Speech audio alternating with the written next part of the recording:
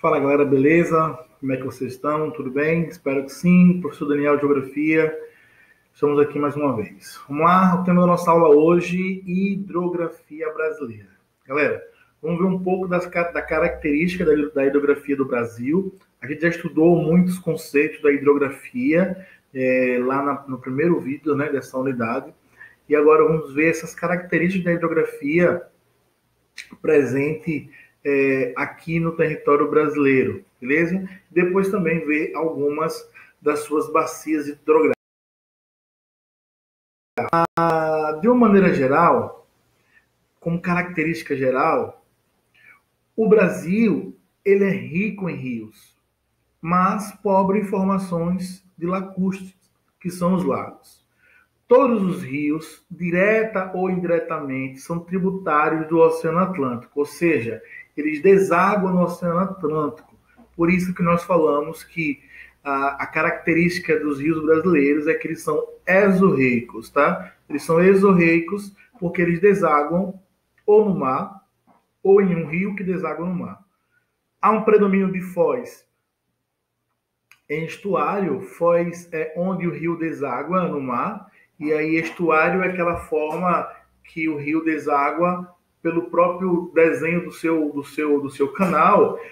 Nós temos duas formas, ou de estuário ou em forma de delta, tá? E no caso do Brasil há um predomínio de estuário.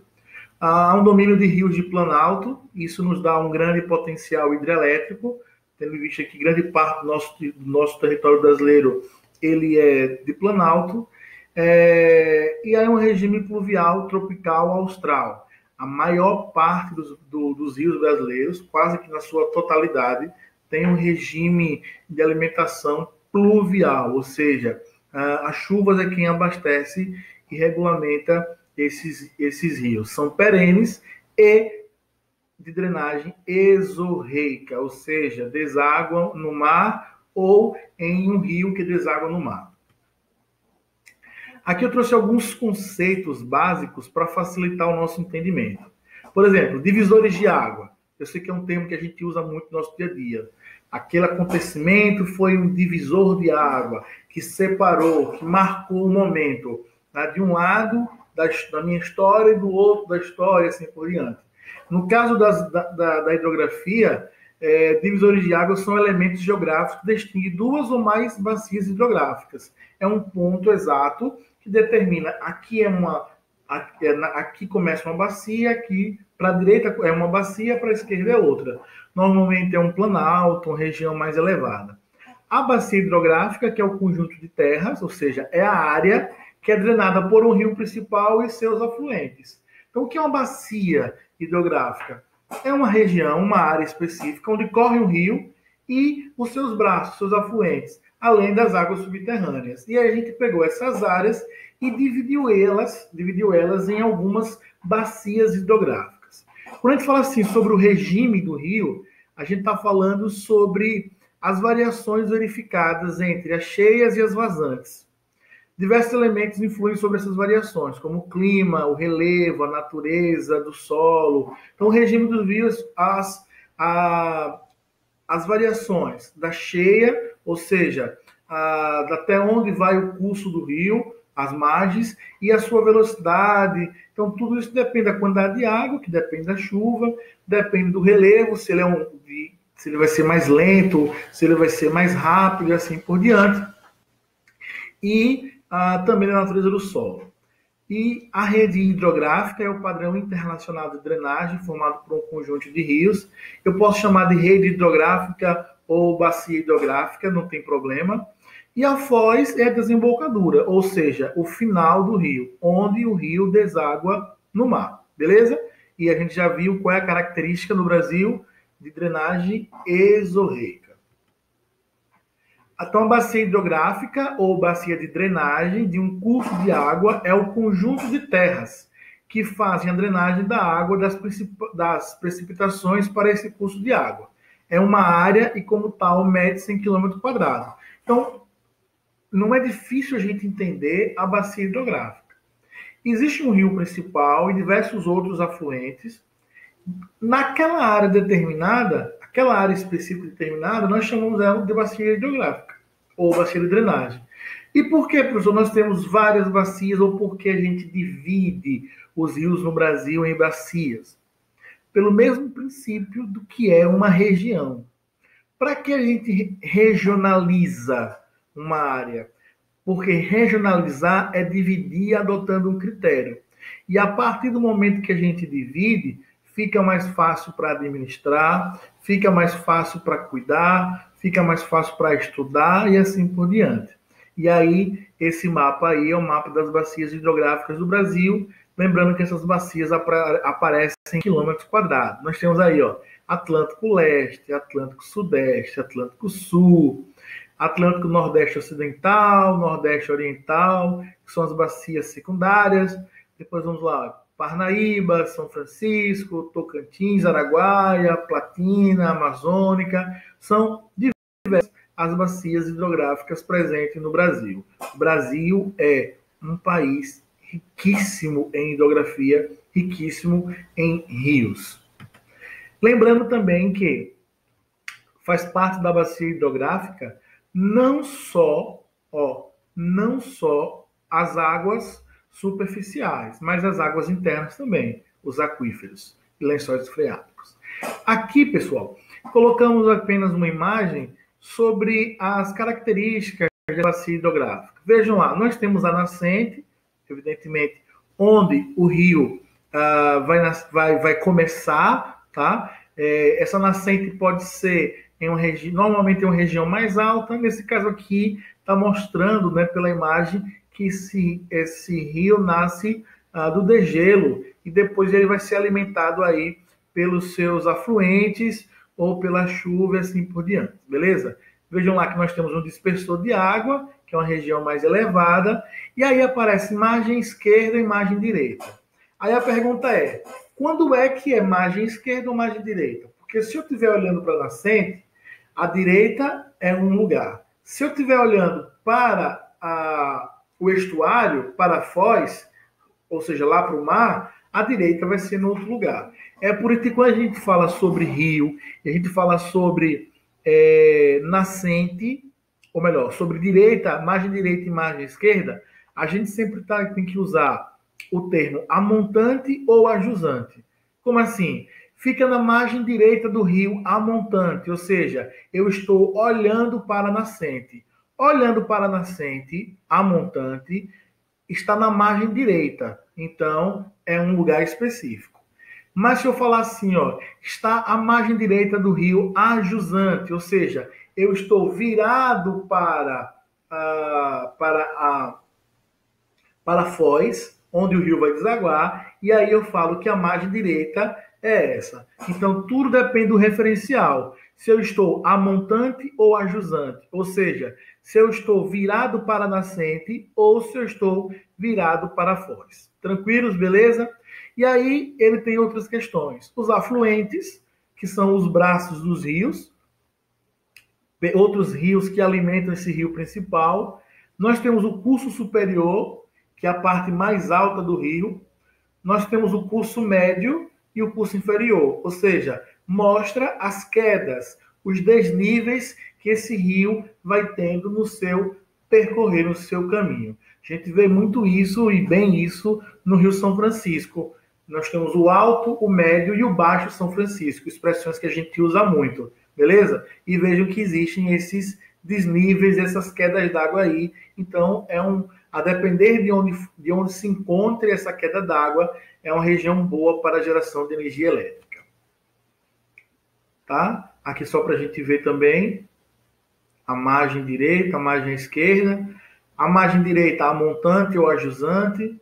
O que nós chamamos de vertente do rio, ou vertente da bacia, que são os vales, tá? São essas paredes por onde corre o rio. Nós temos o leito do rio, que é as paredes debaixo desse canal, tá? Que estão cobertas pela água, e a talveg, que é o fundo do rio. Quando falar, está lá no leito do rio, está naquela parte, nas paredes laterais do canal principal. E a talveg é o fundo do rio.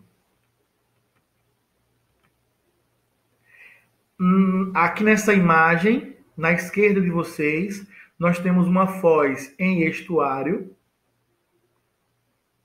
E na direita de vocês, nós temos uma foz em forma de delta.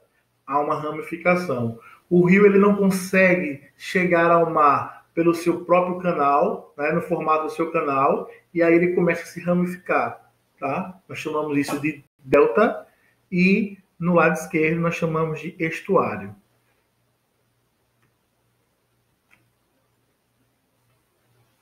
Bom, vamos entrar aqui agora na hidrografia brasileira propriamente dita, beleza? Nas características. Nós temos aí algumas bacias hidrográficas, as bacias hidrográficas presentes no Brasil, as principais e as secundárias. E vamos falar aqui sobre a primeira bacia hidrográfica, tá? Estou colocando primeira, mas não quer dizer que seja a mais importante, não. É só uma sequência mesmo didática para a gente poder estudar. A bacia amazônica, essa é a maior bacia hidrográfica do planeta, onde nós temos como rio principal o rio Amazonas, né? Que é o maior rio em extensão e também em volume d'água. As vertentes delimitadas pelos seguintes divisores de água. As vertentes, aquelas grandes áreas onde corre o vale do rio, né? O vale, as vertentes é o que faz o vale dos rios. Nós temos a Cordilheira dos Andes, de um lado, o Planalto Central e o Planalto das Guianas. Então, o Rio São Francisco, vou voltar, ó. O Rio São Francisco corre no meio aí, ó. De um lado, nós temos um divisor de água, que é a Cordilheira dos Andes, o Planalto das Guianas e o Planalto Central. O Rio Amazonas, que é o principal dessa bacia hidrográfica, ele tem vários nomes. Ele é chamado de Ucayali, Maranhão, Solimões, encontra com o Rio Negro e ali, depois do Rio Negro, ele passa a se chamar de Amazonas. É o mesmo rio, muda a denominação a depender da região que ele se encontre. Cada lugar chama o rio da forma que quiser. Afluente dos dois lados, tanto do lado norte quanto do lado sul, e aí isso permite a dupla captação das cheias de verão. Então, o rio Amazonas e a bacia hidrográfica, ele vai recebendo rio dos seus afluentes, tanto de um lado quanto do outro. Então, ele recebe água durante o ano inteiro desses afluentes. Afluente do Amazonas, que nasce nos Planaltos das Guianas e brasileiro, possui o maior potencial hidrelétrico disponível no Brasil. São rios de Planalto. Então, se ele nasce no Planalto das Guianas, no Planalto Central brasileiro, são rios de queda d'água. Agora, vejam, a gente está falando sobre os afluentes do rio Amazonas, tá? Isso faz com que a região amazônica, a região norte, aí, ela tenha o maior potencial hidrelétrico do Brasil. Mas a gente sabe que esse potencial não é aproveitado, não é tão aproveitado, tendo em vista que o medo e o risco dos impactos ambientais. E o rio Amazonas em si, que pode ser chamado, como já falei, Ucayali, Solimões e tal, ele é totalmente navegável. Aqui nós temos uma imagem da bacia hidrográfica. Lembrando que essa bacia hidrográfica, ela não fica apenas no Brasil, né? Se a gente fosse olhar mesmo pela atuação do rio Amazonas, ela pega outras áreas além do Brasil, tá? Mas vejam a riqueza de rios que é a região norte aí, ó, com o rio Amazonas sendo o principal, até desaguar lá no Oceano Atlântico. Vamos ver aqui um pouco da bacia do Tocantins-Araguaia. A gente está conseguindo ver no mapa aí, ó, essa bacia abrange o estado do Tocantins, parte do Pará, do Mato Grosso e também do estado de Goiás. Possui 1.900 quilômetros, apresenta escoamento de grãos, com destaque para a soja. Vamos lembrar que essa região é uma região muito importante na produção agrícola, no extrativismo, e por meio dessa região aí existe escoamento de grande parte da mercadoria no Brasil. Também há o abastecimento hidroelétrico do Grande Carajás. A gente tem uma usina, que é a usina do Tucuruí, que foi montada nessa região da bacia hidrográfica, justamente para abastecer ao extrativismo da região de Serra Pelada, e também uma região que possui a maior ilha fluvial do mundo, a Ilha do Bananal, que fica no rio Araguaia. Uma outra bacia é a bacia do Rio São Francisco, nasce na Serra da Canastra, Minas Gerais, segue rumo sul-norte, transporta grande volume d'água pela região semiárida, e a gente encontra essa região aqui em Sergipe, né, também. Vejam que esse rio passa lá, Canidé de São Francisco, né, Porto da Folha e etc., até vir desaguar aqui em Brejo Grande, na divisão entre Sergipe e Alagoas. Há uma contribuição histórica dessa bacia, e principalmente desse rio, porque permitiu a fixação de população ribeirinha e a criação de várias cidades. Vamos lembrar que o Rio São Francisco é chamado de Rio dos Currais, porque o desbravamento do Brasil, do interior do Brasil, se deu também pelo rio, que iam margeando o rio, buscando o interior do nosso país. Então, isso possibilitou a integração de duas das mais regiões populosas do país. Há um grande potencial hídrico, principalmente aqui no curso médio e no curso baixo. Aqui em Sergipe nós temos uma usina, que é a usina de Xingó, por exemplo, mas temos outras usinas como Sobradinho, Paulo Afonso, Três Marias e assim por diante. Também muito utilizado para irrigar os solos, né? Os solos são férteis nas suas margens e bastante utilizado na irrigação. Nós temos diversos projetos de irrigação. Aqui em Sergipe nós temos um importante lá no Canidé de São Francisco, que é o Projeto Califórnia, e a água do Rio São Francisco também utilizam, irrigam outras áreas. Vamos ver aí Juazeiro e Petrolina, que eram regiões que eram improdutivas, mas depois do processo de irrigação, utilizando a água do Rio São Francisco, essas regiões passaram a ser grandes produtoras. Eles têm afluentes temporários, porque algumas dessas regiões, como a gente já viu, correm na região semiárida. Isso faz com que o rio tenha alguns seus rios sejam temporários, tá? Eles não são perenes, não permanecem sempre cheios, a não ser o São Francisco, que é o rio principal, que é o rio perene. E ele ainda passa por 3 tipos climáticos. Vejam aí a atuação e a área de abrangência do Rio São Francisco, lá na Serra da Canastra, Minas Gerais, vem pela Bahia, Pernambuco, Alagoas e deságua aqui em Sergipe, entre Sergipe e Alagoas. Lá em Brejo Grande, no Farol, onde temos o povoado Cabeço. Tá? Aqui mais claro para a gente ver, ó. Beleza? Aqui é a usina hidrelétrica de Paulo Afonso II, no Rio São Francisco, em Paulo Afonso, né?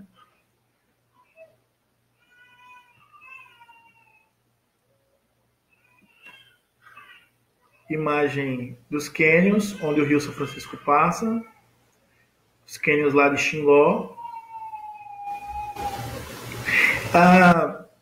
E no caso do Rio São Francisco em si, ele tem uma grande importância regional. Tá? Por quê? Há um fator de desenvolvimento. O Rio São Francisco ele foi utilizado na sua transposição. O que seria essa transposição? Foi um projeto que criou canais para pegar água do Rio São Francisco e ligar esse Rio São Francisco a outros rios no norte do Nordeste brasileiro, esses rios para áreas do semiárido, áreas mais secas e assim por diante.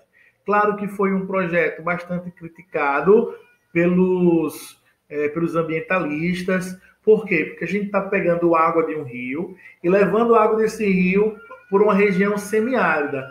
E essa região semiárida, com certeza, vai haver a perda de muita água por causa da evaporação.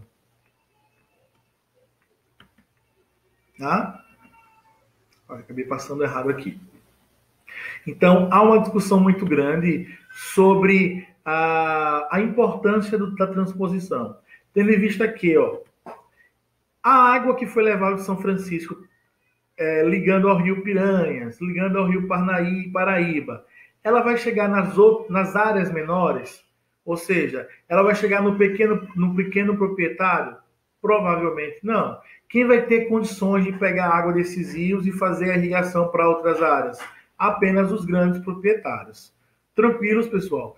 Então, por hoje é só. Nós vamos ter mais uma aula para terminar, a gente falar sobre as bacias hidrográficos aqui no Brasil, tá bom? Anotem suas dúvidas, deixem as dúvidas aqui no comentário do vídeo. Lembrem de se inscrever no canal, ativar as notificações. Tranquilo? Um grande abraço e saudações geográficas.